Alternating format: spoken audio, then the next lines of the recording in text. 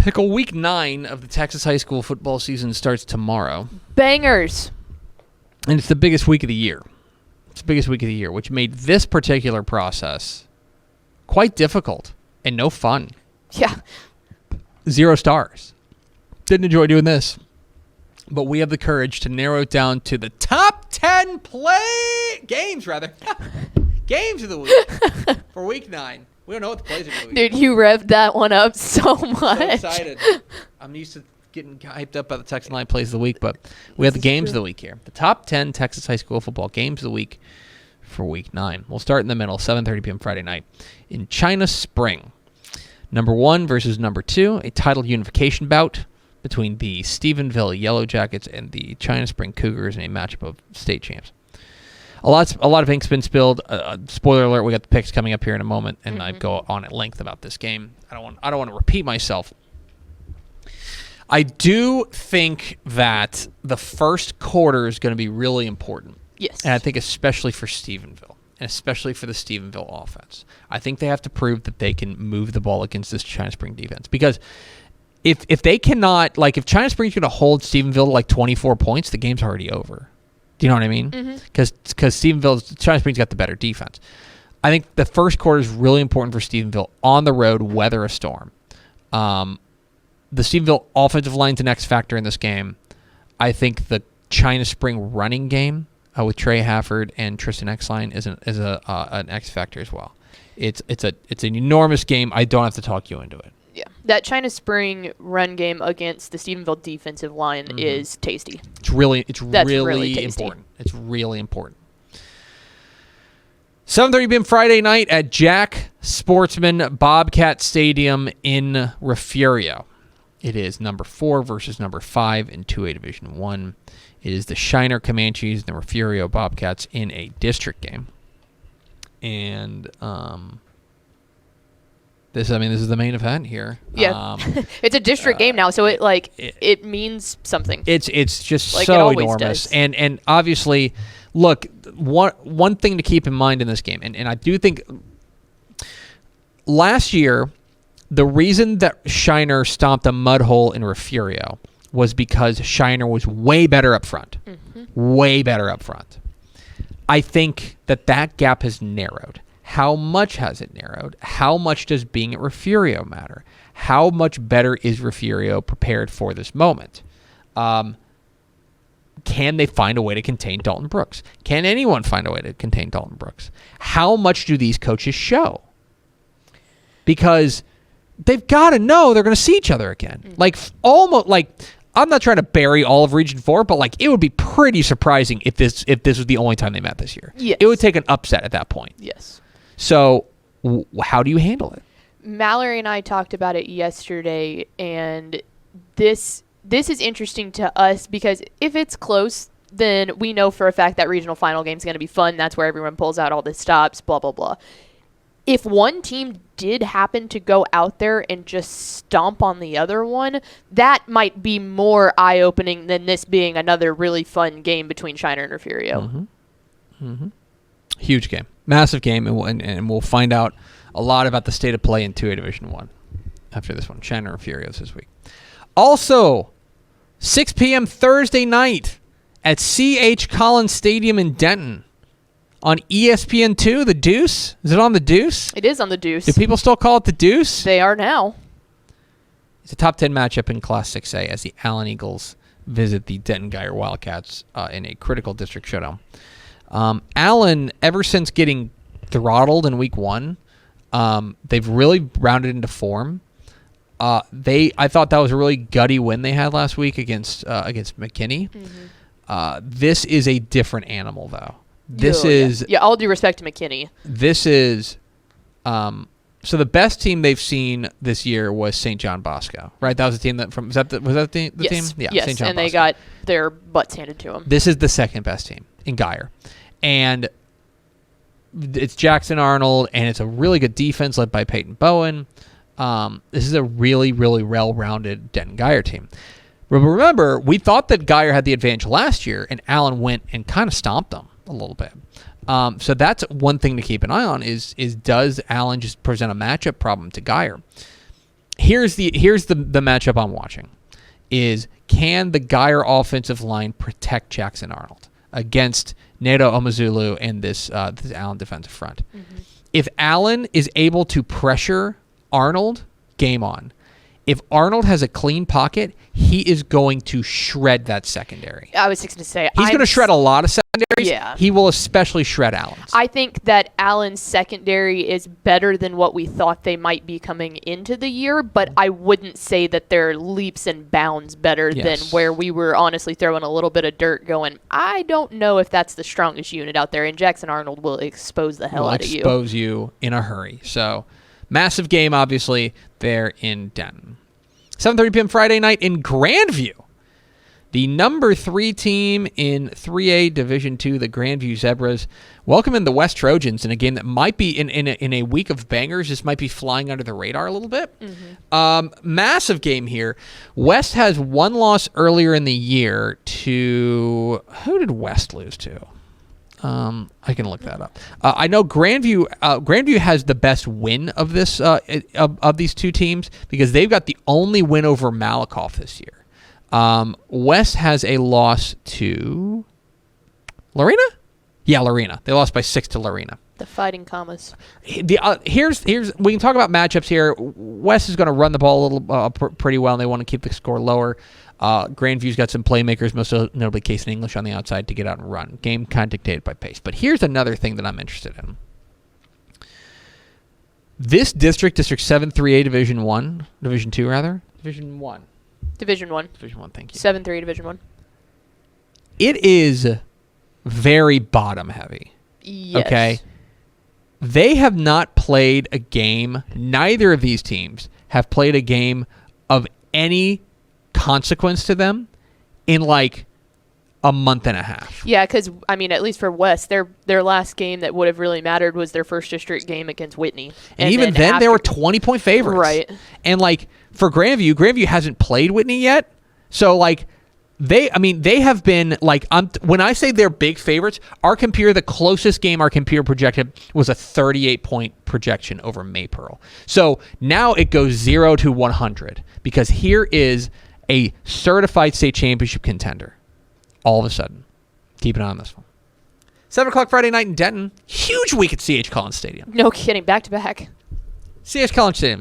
Place to be. Just get a tent. Just park. Just park. It's honestly better than trying to leave that parking lot. Sleep in your car. 7 o'clock Friday night in Denton at C.H. Collins Stadium. The number 4 ranked Alito Bearcats put their 109 district winning streak on the line against the Denton Ryan Raiders. We were super impressed with what Alito did last week against Burleson Centennial. Now they got to do it again against a Ryan team that is smarting from a loss to Burleson Centennial, but is also coming off an open date. I want to know how healthy Ryan is. Kalen Davis and Khalib Hicks missed that game over against Burleson Centennial. If they're back, that is certainly a boost.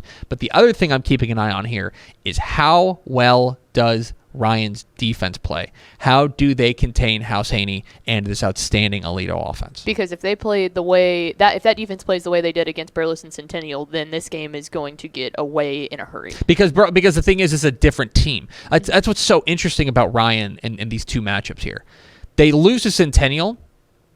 There is also a chance they just don't match up well with Centennial. Mm-hmm. And there's Alito plays a much more traditional offense, and maybe they just match up better with them in that regard. Right. So fascinating matchup in this one, and a game we had circled from Jump Street when realignment came out. Denton Ryan and Alito. 7 o'clock Friday night in Katy, live on TexanLive.com. Let's go. The number 5 ranked Katy Tigers put their unbeaten season on the line against Katy Cinco Ranch. And perhaps this game is off your radar a little bit, and that's okay.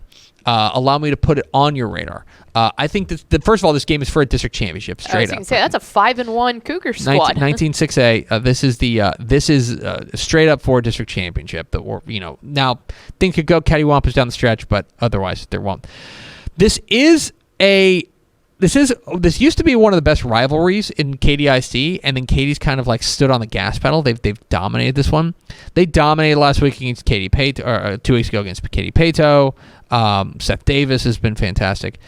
Cinco Ranch, their offense has been off the charts good recently. Gavin Rutherford has been exceptional, and they've been also really good on the ground as well.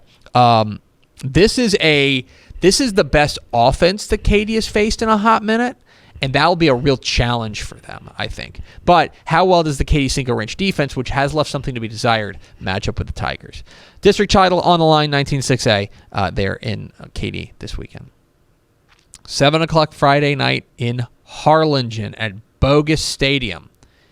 It is the Battle of the Arroyo, pitting unbeaten San Benito against unbeaten Harlingen. And I mentioned this on Tep and Step. You don't got to get people goosed up for winless San Benito against winless Harlingen. No. What the hell's going to happen whenever they're both undefeated and a district title's on the line? This is going to be a madhouse at Bogus Stadium. There will not be an empty seat. This is massive. This is also a pretty pronounced strength on strength matchup as far as like the game is concerned. Harlingen's offense, which has been very good, Randy Morales and Isaiah Bell, Aiden Sandoval, going up against this outstanding San Benito defense, which has been locking fools down, led by what's his first name? Marciano. His name, I had it. Mariano Garcia. That's the real strength on strength matchup here. That's the real showcase matchup. The other side of this is interesting too. That's where I think Harlingen might have a small advantage, but this is an atmosphere game. It's going to be awesome. So Stephenville and China Springs are matchups of state champions, right? Mm-hmm. 7:30 p.m. Friday night in Lorena. Number 1 versus number 10 in 3A Division 1, and the state champ versus state champ, as the Franklin Lions, the number 1 team in 3A Division 1, visit the Lorena Leopards. Which I was going to say does not happen often when you're talking about a district matchup in Week 9. No. A ludicrous slate of games, and this is a good example of this. So Franklin has been exceptional all year long. Last week they struggled a little bit against Troy, but they hit the gas. They've got, of course, Bryson Washington, Jaden Jackson. They run the ball so well. Their defense has been very good as well. Going up against Lorena, which does have 2 losses on the year, but that's never really, they had 3 losses last year, and they were just fine, thank you very much. They've got that dude in Jaden Porter. This is the time when usually Lorena wakes up and starts playing their best football. They will need to get things going and get the ball at Jaden Porter offensively, and they'll need their best defensive effort of the year. I was going to say, how often do they run against a slot T team? Yeah, I mean, that's not normal where they were at in years past. Right. So for Franklin, grinding it out on the ground, and but here's the thing: Franklin doesn't grind it out on the ground; they just hit home runs on the ground. Yeah. So because they've just got track stars. Mm-hmm. That's the real question: is can Lorena contain Franklin and keep those to 3 or 4 yards instead of 30 or 40 yards? Yeah, you can't let Bryson Washington get hot. Don't let him run wild. 7 o'clock Friday night in Chilton. Maybe a game again flying under the radar. It's a top 10 matchup in Class 2A Division 2 in that wild and woolly District 13 2A Division 2 as the Granger Lions visit the Chilton Pirates in a really interesting game. Granger really kind of the proof of concept last week over Burton, or rather over Bremont, I thought was really impressive. Mm-hmm. DJ McClelland is a super duper star at the running back spot. They can throw the ball when they need to with Nathan Tucker. This team is fun to watch. Their defense has been very strong, pretty strong as well. They will need to be excellent going up against Chilton, whose defense has been spectacular all year long. Chilton, we know they want to grind it out on the ground. We know that they've got a variety of different weapons, but ultimately they're a ground and pound team, and they want to win with their defense. That is it's DJ McClelland up against this outstanding Chilton defense for the catbird seat in that district. Mm-hmm. Although we don't know that because there's another game, Milano and Bremont. Yep. And Milano's undefeated. Exactly how does that shake out? So a lot to unpack in District 13, 2A Division 2. That is a fun district. It really is. And I don't think at the beginning of the year we thought that the gap between these teams is as narrow as it was. We thought Chilton and Bremont tend to be kind of favorites, and it was like, well, Granger had a good year last year. We'll see. And then it's like, oh, hi, no, they're certainly here. Not Milano. You know? Certainly not Milano. They're out of nowhere. And finally, 7 o'clock Friday night in Joaquin. The number 1 team in 2A Division I has to go on the road. The Timpson Bears will visit the Joaquin Rams in another real sneaky game that I think if it weren't such a huge week, this would be getting a lot more publicity. This is a dangerous Joaquin team. Very dangerous. They have a number of weapons. They're averaging 420 yards per game on the ground. They are running wild on fools. Malik Stotts, Gage Jordan, Andre Brown, Jericho Newman, they can grind it out on the ground. Their offense has been fun to watch, and their defense has not been bad as well. Now they have a huge test, a massive test, as they welcome in the number 1 team in 2A Division I, and most notably, they welcome in Terry Bussey. And you've just got to have an answer for him. That's it. This is a real test for the Timpson defense running the ball. They do have a common opponent. Joaquin lost to Beckville 42-41, so that would tend to indicate that Timpson is the favorite in this one. I installed Timpson as the favorite, but keep an eye on this one. On the road against a team that can run the ball really well. In week 9. This is a real test for Timpson this week in Joaquin.